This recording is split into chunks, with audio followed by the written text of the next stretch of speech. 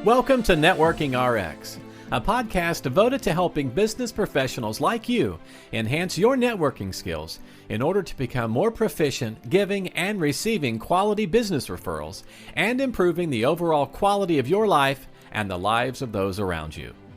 The Networking RX podcast is a production of AmSpirit Business Connections, an organization whose mission is to empower business success through networking. Today, I want to talk about what I've recently discovered is that I'm not a big TV person, but I can watch TV, not TV, but I can watch Netflix when I'm on my wife's Peloton. So I like to work out every day. I'll take the dog for a long walk, or on the weekends I'll get on the Peloton and I'll spend an hour on there biking away. And I don't want to hear their programs. I don't want people barking at me or whatever. So I'll get on there and I can explore Netflix on there. And I stumbled across a particular program. It's only about an hour long, and the title of it is Ordinary Men, Forgotten Holocaust. And I know with everything going on over in Israel currently, this might be a hot topic or a third rail sort of topic, but whatever. I'm going to go into it because I thought the program was interesting and it ties into what I'm going to talk about today. But during the Holocaust and World War II, leading up to World War II, 6 million Jewish people died at the hands of Nazi Germany. Now, I didn't realize this, but breaking it down, 1 million of those people died of sickness and starvation in the ghettos. They created ghettos and they moved Jewish people in there. And then 3 million people of the 6 million died in the concentration camps. But there were 2 million people, and this is the forgotten Holocaust, there were 2 million people who died via firing squad. They would line men, women, and children up in front of holes in the ground and they would shoot them. I know it's horrible. But what I found fascinating about this whole thing is the people that they got to do the shooting, the Nazis got to do the shooting, were ordinary men. Again, the title of the program is Ordinary Men, the Forgotten Holocaust. And they got ordinary men, they got professors, they got bankers, they enlisted these people into service for, to serve their country. And they didn't really tell them what they were going to be doing until the day of or the day before. And they told them it would be a horrible task. And they let everybody know that they could say no. You can say no to this. This is what you're going to be doing. And I can't even really say what they're going to be doing. I already said it. That's enough. And they told them that what they were going to be doing, but told them that if they wanted to, they could back out. You don't have to do this. You don't have to do this. If you want, you can back out. Now you're standing there with, dozens of your peers. And there were people who did step forward and say no. And, I'm sure everybody would like to think that they were the person to be willing to say no. And there were some, but it was a small percentage of people that ended up saying no. And most people then just went forth and did the task that they were being asked. And it was horrible. And that's part of the reason they ended up with the concentration camps, because they just saw what it was doing to people. It was miserable. The people who were committing these atrocities. I mean, they just, not everybody, some people relished in it, but for the most part, the people who moved forward with this, they probably wish they had said no. And today's program is really about getting to yes by offering a path to no. And I'm certainly not advocating, mass genocide, or I guess genocide in of itself is mass. But what I'm advocating is that we can do so much more in getting getting our networks to help us by giving them the opportunity to letting them understand that if they don't want to, that's okay. And sometimes we're fearful of taking calls and getting requests from people because we feel that we're oh, geez, I can't say no. And there are studies out there that show that often people don't say no. They will, they'll go to parties. I really don't want to go to a party, but you know what? I don't want to say no either.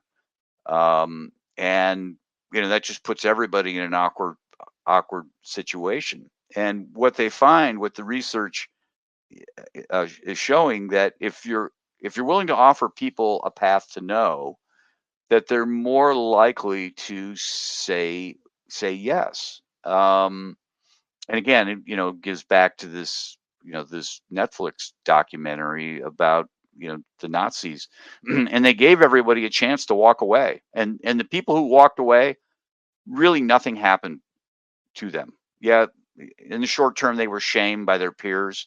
They might have stayed at the camps they were at. They might have had to clean pots and pans or clean bathrooms, but there was nothing. There was, you know, physically they weren't harmed. Their families weren't harmed. There really was no repercussion other than maybe a little bit of peer pressure or social shame in the short term. Um, getting back to the business end of this, the networking end of it is, by giving your network the opportunity to say no, they realize they have an out, and they're they're more willing to have a conversation with you. They're more willing to realize, okay, you know what, I can say no, and it's not going to be a problem. So what I want to do is just share some talking points, some ideas on how to how to empower people to say no, to let them know it's okay to say no.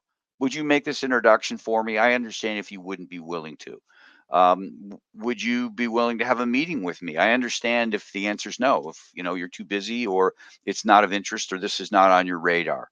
It really just sort of takes down the wall. It takes down so often in sales we're just peppered with, you got to drive, you got to drive, you got to go for the close, you got to go for the close.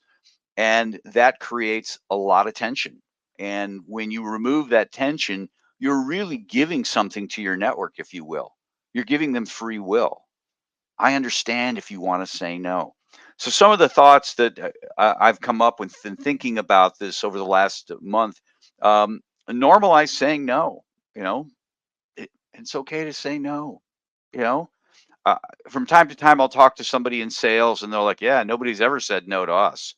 You're the first person." I'm like, "Really? I'm the first person to ever say no to you." Um, that's just that's just amazing. If I'm the first person to ever say no, because either you're not asking enough people, or you're just an outright liar that nobody's ever said no. And we know that it's not the truth. People say no all the time. And so, give them the path to say no. I don't want people to feel like they have to avoid me. It's okay. It's okay. I tell people all the time with respect to AmSpirit Business Connections, you know what? It's not for everybody. If it's not for you, that's okay. We can still be friends. I could still be your client. I could still refer people to you. My organization may not be for you. And I just have found that has created more open dialogue, certainly more referrals. People are comfortable having a conversation with me. They don't feel like they need to walk on the other side of the street whenever they encounter me, or, you know, cut and run at a networking event, because I'm okay with it. So you normalize people saying no, you know, express gratitude, let people thank people for saying no. I would rather hear no, than sometimes being strung along and strung along. I want to think about it. I want to think about it. It's like, listen, if it's not for you, just say no. That's okay. You know, so is it no, or is it not now? If it's not now, then maybe we'll talk another time, or whatever it is. But it's okay. It's okay if you want to say no. In fact, I would rather you say yes, certainly. But if it's not going to be yes, then I would rather hear no right now. And again, we can still be friends, and you can still be a client, or I can still be a client, or whatever. It's not the end of the world. Not everybody needs what you have in the moment, so give them the opportunity to say no.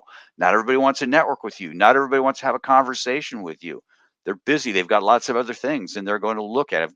look at it and say no. I have people who don't get on my podcast. No, I'd prefer not to be on your podcast. Okay. I have people saying, hey, Frank, you don't fit on my podcast. That's okay. We can still be friends. Certainly providing alternatives. I mean, a no is an alternative. Is it no, outright no, or maybe you want to check back with you later, or maybe there's some aspect that you like and another that you don't. Open up the conversation. But people, when they feel like they're being pressured, it's a binary. It's yes. It's yes, or I'm going to harass you. That's not acceptable. So you want to you want to give them that opportunity. Create that expectation.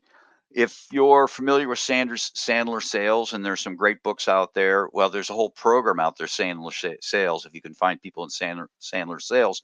But that's really a staple of Sandler's the sales process, is giving people the space to say no. Would it be okay if we set up a meeting? You can say no. Would it be okay if I followed up with some information? If the answer is no, that's fine. And so they create that space. And I have not, truth be told, I have not been through Sandler Sales. I do know people who have, and I had conversations with them, and been on the pitch end, or being pitched end of a Sandler Sales trained person. And they're totally comfortable with no. Listen, if you're not interested, you're not my candidate. I'm not going to waste time with you. They don't mean that in a bad way. The other thing is avoid reacting negatively when somebody says no. I have found that by giving people the space to say no, they're more likely at some point in the future to do something for me. And it's not a manipulation, but it's like, okay, I'm comfortable. I'm comfortable with the notion that I can say no to Frank or to whomever, and they're still going to be my friend, and they're still going to, they might help me. I just don't have an interest in what they do. Okay, I get it. What I do is not for everybody. I'm not selling oxygen. I'm not selling water. I'm not selling something that you absolutely have to have. And so it's not for everybody. And so they're comfortable then coming back, and it might be something, something else that they do for me. No, I don't want to be on your podcast, because it's just not my thing. I'm not comfortable with it, but I know somebody else who could be on your podcast. Or you can't be on my podcast, but I know some other people you would be great to be on. In fact, I'll tell people who will email me about getting on my podcast that really don't fit, and they just don't fit. I'm like, you would be great, just not here, but here are some alternatives. I know these people would love to talk to you. I did a whole program a few weeks back on the power of being powerless. It's just in how we talk, and giving people the space to share what's on their mind. Again, giving them the space to say no, giving them the space to talk about what the objections are. You can learn a lot by allowing people to say no. No, I'm not interested because this and this. Obviously being respectful of people's time. You will find that if you take the opportunity to give people a chance to say no. Now, and I'm not going to introduce you to that person. I'm not going to do this. I'm not going to do that. It will lead to a whole lot more in the future. If you just, again, I say, give them the opportunity. You're really giving them a gift. You're giving them, you're taking away that tension and dealing with you. And there's something to that. Maybe it's not a referral. It's not a paying client perhaps, but you are giving them a level of comfort that they're going to be more willing to work with you in the long run. Thanks for joining us on the Networking RX podcast. Please put what you've learned into action today, and let us know if you have questions, comments, or ideas for future topics. You can email them to us at podcast@amspirit.com. That's AmSpirit.com.